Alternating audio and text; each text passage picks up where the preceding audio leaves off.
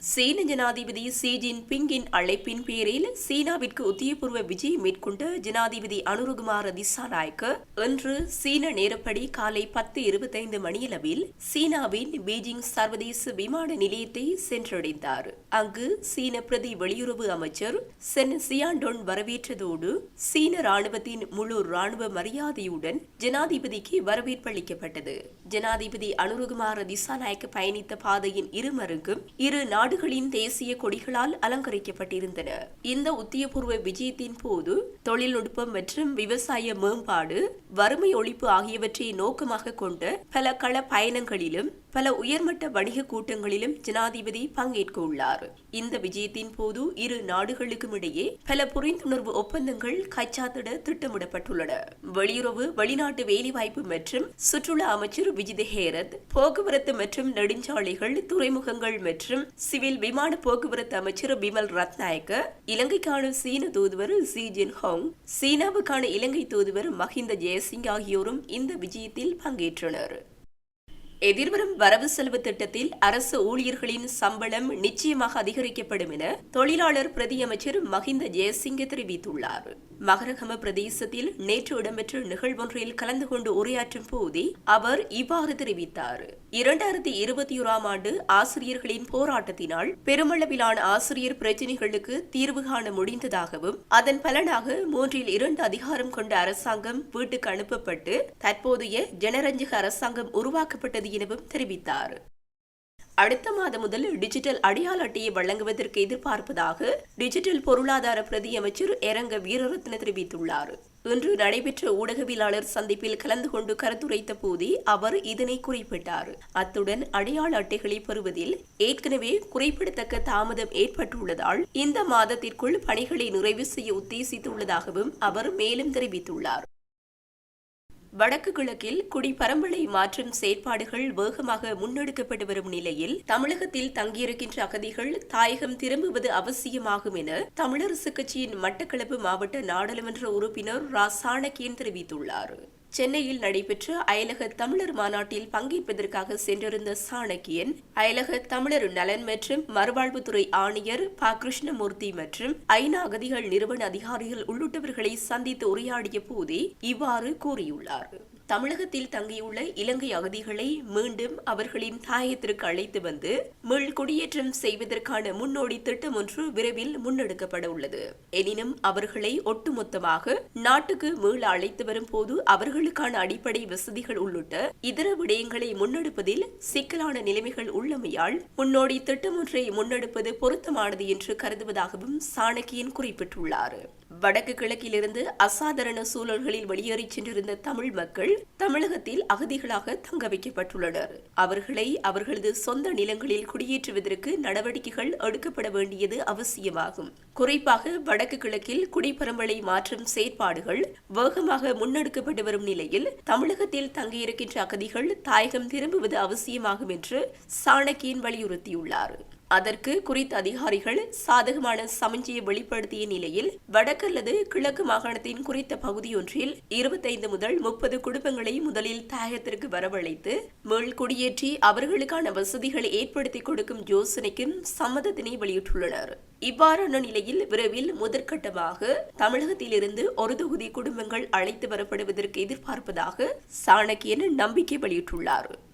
அரிசியின் விலை அதிகரித்துள்ளதாகவும் அரிசிக்கு தட்டுப்பாடு ஏற்பட்டுள்ளதாகவும் எதிர்க்கட்சிகள் முன்வைக்கும் சில குற்றச்சாட்டுகள் உண்மை என கைத்தொழில் அமைச்சர் சமந்த வித்யாரத்ன தெரிவித்துள்ளார். எனவே அரசாங்கம் என்ற ரீதியில் இதுகுறித்து எதிர்க்கட்சியினரை குற்றம் சாட்டுவது நியாயமில்லை. அதேவேளை இந்த அரசல்ல வேறு அரசு ஆட்சியில் இருந்தாலும் இந்த பிரச்சினை ஏற்படும். இந்த பிரச்சினைக்கு தீர்வு காண்பதற்காக தற்போதைய அரசாங்கம் அரிசி இறக்குமதி செய்வதற்கு நடவடிக்கை எடுத்துள்ளதாக அவர் மேலும் தெரிவித்தார். இலங்கை சிறைகளில் அரசியல் கைதிகள் என யாரும் தடுத்து வைக்கப்படவில்லை என நீதி மற்றும் தேசிய ஒருமைப்பாட்டு அமைச்சர் ஹர்ஷன நாணயக்கார தெரிவித்துள்ளார். ஊடகம் ஒன்றுக்கு அவர் மேலும் தெரிவிக்கையில், நாட்டில் உள்ள எந்த ஒரு சிறைகளிலும் அரசியல் கைதிகள் என்று ஒருவரும் இல்லை என்பதை நான் முதலில் தெரிவித்துக் கொள்கின்றேன். ஆனால் பயங்கரவாத தடை சட்டத்தின் கீழ் கைது செய்யப்படுபவர்கள் உள்ளார்கள். இவர்களில் சிலருக்கு தண்டனை அளிக்கப்பட்டுள்ளது. சிலரது வழக்குகள் நீண்ட காலமாகவும் குறுகிய காலமாகவும் விசாரணைகளுக்கு உட்படுத்தப்பட்டு வருகின்றது. அந்த வகையில் நாடளாவிய ரீதியில் பயங்கரவாத தடை சட்டத்தின் கீழ் கைது செய்யப்பட்டு தடுத்து வைக்கப்பட்டவர்களின் பட்டியலை விரைவாக தயாரிக்கும் நடவடிக்கை முன்னெடுக்கப்பட்டுள்ளது. அந்த பட்டியல் தயாரிக்கப்பட்டதன் பின்னர் அடுத்த கட்ட நடவடிக்கைகளை சட்டம் அதிபர் திணைக்களத்தின் ஆலோசனைகளை பெற்று முன்னெடுப்பதற்கு தயாராகி வருகின்றேன். அரசாங்கத்தினை பொறுத்தவரையில் பயங்கரவாத தடை சட்டத்தின் கீழ் தடுத்து வைக்கப்பட்டுள்ளவர்கள் தொடர்பாக இனமத மொழி பேதங்களுக்கு அப்பால் நியாயமாக நடவடிக்கைகளை முன்னெடுப்பதை இலக்காக கொண்டிருக்கிறது என்றார்.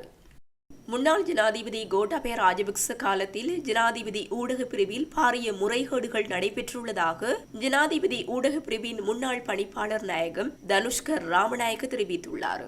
இது தொடர்பில் அவர் விடுத்துள்ள ஊடக குறிப்பில் தெரிவிக்கப்பட்டுள்ளதாவது: கடந்த காலங்களில் ஜனாதிபதி ஊடக பிரிவின் உபகரணங்கள் பெருந்தொகையில் காணாமல் போயுள்ளதாக ஊடகங்களில் செய்திகள் வெளியாகியிருந்தன. ஆனால் கடந்த 2022ஆம் ஆண்டின் ஜூலை மாதம் 25ஆம் தேதி முன்னாள் ஜனாதிபதி ரணில் விக்ரமசிங்கவின் ஊடக பிரிவின் பணிப்பாளர் நாயகமாக நான் பொறுப்பேற்ற போதே குறித்த பொருட்கள் காணாமல் போயிருந்தன. அது தொடர்பில் நாங்கள் உள்ளக கணக்கெடுப்பு மற்றும் கணக்காய்வு ஒன்றையும் மேற்கொண்டு உபகரணங்களையும் தனித்தனியாக பரிசோதித்து ஜனாதிபதி செயலாளருக்கும் அறிவித்துள்ளோம். அதற்கான ஆதாரங்கள் என்னிடம் உள்ளது. எனவே ரணில் விக்ரமசிங்கவின் காலத்தில் ஜனாதிபதி ஊடக பிரிவில் ஏதேனும் உபகரணங்கள் காணாமல் போயுள்ளதாக குற்றச்சாட்டுகள் தெரிவிக்கப்படுமாயின் அதில் எதுவித அடிப்படை உண்மையும் இல்லை என்பதை தெரிவித்துக் கொள்கிறேன் என்றும் தனுஷ்கர் ராமநாயக்க தொடர்ந்தும் குறிப்பிட்டுள்ளார். 2022ஆம் ஆண்டு மின் கட்டணத்தை திருத்தம் செய்யாமல் இருந்திருந்தால் என்றும் மின் விநியோக துண்டிப்பு தொடர்ந்திருக்கும் என முன்னாள் மின்சாரத்துறை ராஜாங்க அமைச்சர் இந்திக்கு அனுருத்த தெரிவித்தார். சர்வதேச நாணய நிதியத்தை கடுமையாக விமர்சித்த ஜனாதிபதி அனுருகுமார திசாநாயக்க தற்போது நாணய நிதியத்தை தவிர்த்து மாற்று வழியில்லை என்று குறிப்பிடுகிறார். ஜனாதிபதி தேர்தல் காலத்தில் மின் கட்டணத்தை 35% குறைப்பதாக ஜனாதிபதி அனுருகுமார திசாநாயக்க மக்களுக்கு வாக்குறுதி அளித்தார். இதனால்தான் மக்கள் தேசிய மக்கள் சக்திக்கு முழுமையாக ஆதரவளித்தார்கள். தற்போது மின் கட்டண குறைப்பு இல்லை என்று குறிப்பிடுவது முறையற்றது. மின் விநியோக துண்டிப்பு மற்றும் எரிபொருள் தட்டுப்பாடு காரணமாகவே 2022ஆம் ஆண்டு காலப்பகுதியில் மக்கள் அரசாங்கத்திற்கு எதிராக போராட்டத்தில் ஈடுபட்டார்கள். மக்கள் போராட்டத்தை மக்கள் விடுதலை முன்னணி வன்முறை போராட்டமாக மாற்றியமைத்து அரசியல் லாபம் தேடிக்கொண்டது. 2022ஆம் ஆண்டு மின் கட்டணத்தை திருத்தம் செய்யாமல் இருந்திருந்தால் என்றும் மின் விநியோக துண்டிப்பு தொடர்ந்திருக்கும். மின் கட்டணத்தை குறைப்பதற்கு சாத்தியமான சூழலை ஏற்படுத்தி கொடுத்ததன் பின்னரே அரசாங்கத்தை ஒப்படைத்தோம். எரிபொருள் இறக்குமதியின் போது 50 ரூபாய் மேலதிக வரி அறவிடப்படுகிறது. அந்த வரியை அப்போதைய அமைச்சர் கஞ்சன விஜயசேகர பெற்றுக் கொண்டார் என தேசிய மக்கள் சக்தியினர் குற்றம் சாட்டினார்கள். தற்போது கஞ்சன விஜயசேகர அமைச்சர் அல்ல. ஆகவே அந்த 50 ரூபாய் வரியை நீக்கி அதன் பயனை அரசாங்கம் மக்களுக்கு வழங்கலாம் என மேலும் தெரிவித்தார். கொழும்பு துறைமுகத்தில் கொள்கலன் விடுப்பில் ஏற்படும் தாமதங்களை முடிவுக்கு கொண்டுவர இலங்கை சுங்கம் ஒரு விசேட திட்டத்தை தொடங்கியுள்ளது. ஜனாதிபதியின் அறிவுறுத்தலின் பேரில் இந்த திட்டம் தொடங்கப்பட்டதாக சுங்க ஊடக பேச்சாளர் சீவலி அருகொட அறிக்கையொன்றை வெளியிட்டு இதனை தெரிவித்தார். நேற்றைய நிலவரப்படி கொழும்பு துறைமுகத்தில் இருந்து 459 கொள்கலன்கள் விடுவிக்கப்பட்டுள்ளதாக அந்த அறிக்கையில் தெரிவிக்கப்பட்டுள்ளது. இதற்கு மேலதிகமாக RCT கிரேலைன் 1 மற்றும் 2 பிரிவுகளிலிருந்து 242 கொள்கலன் சோதனைக்குட்படுத்தப்பட்டு பின்னர் விடுவிக்கப்பட்டன. சுங்கத்துறை நாளொன்றுக்கு சுமார் 500 கொள்கலன்களை சோதனை செய்து விடுவிக்க முடியும் என்றாலும் அனுமதி வழங்கும் முகவர்கள் மற்றும் கொள்கலன் லொரி சாரதிகளின் எண்ணிக்கை குறைவாக இருப்பதால் விடுவிக்கக்கூடிய கொள்கலன்களின் எண்ணிக்கை குறைவாகவே உள்ளதாக சுங்கத்துறை குறிப்பிட்டுள்ளது. இன்று காலை நிலவரப்படி நுழைவாயில் அனுமதி வழங்கப்பட்ட போதிலும் 496 கொள்கலன்கள் துறைமுகத்தில் உள்ளன. ஆனால் இன்னும் சரக்கு சோதனை நிறைவடைந்து விடுவிக்கப்படவில்லை. இன்று விடுமுறை நாளாக இருந்தாலும் சுங்கம் மற்றும் பிற தொடர்புடைய அரசு நிறுவனங்கள் கொள்கலன்களை விடுவிக்கும் பணியில் ஈடுபடும் என்று சுங்க ஊடக பேச்சாளர் மேலும் தெரிவித்தார்.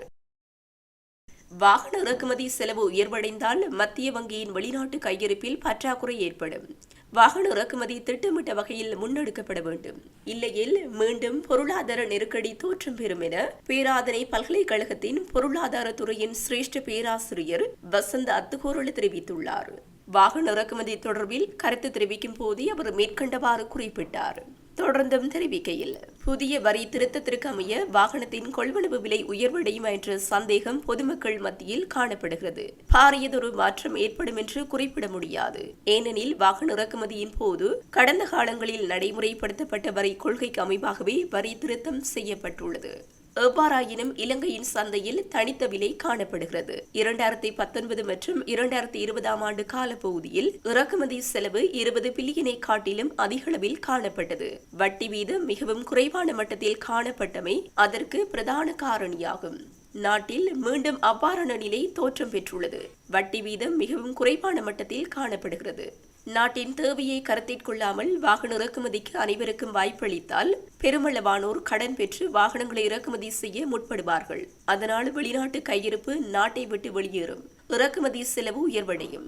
இவ்வாறான செயற்பாடுகள் பொருளாதாரத்திற்கு சாதகமானதாக அமையாது. இறக்குமதி செலவுகளை இயலுமான அளவில் குறைத்துக் கொண்டு ஏற்றுமதிகளை அதிகரித்துக் கொண்டு பண்ட கணக்குகளின் துறைகளை நிலையான தன்மையில் பேண வேண்டும். வாகன இறக்குமதி செலவு உயர்வடைந்தால் மத்திய வங்கியின் வெளிநாட்டு கையிருப்பில் பற்றாக்குறை ஏற்படும். பொருளாதார பாதிப்பின் காரணமாகவே வாகன இறக்குமதி தற்காலிகமாக இடைநிறுத்தப்பட்டது. ஆகவே வாகன இறக்குமதி திட்டமிட்ட வகையில் முன்னெடுக்கப்பட வேண்டும். இல்லையில் மீண்டும் பொருளாதார நெருக்கடி தோற்றம் பெறும் என குறிப்பிட்டுள்ளார்.